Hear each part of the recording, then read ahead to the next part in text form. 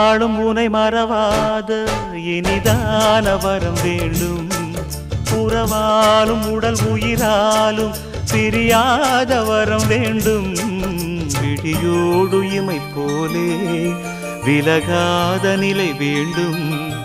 இணையான இளமானே துணையான இளமானே, இணையான இளமானே துணையான இளமானே.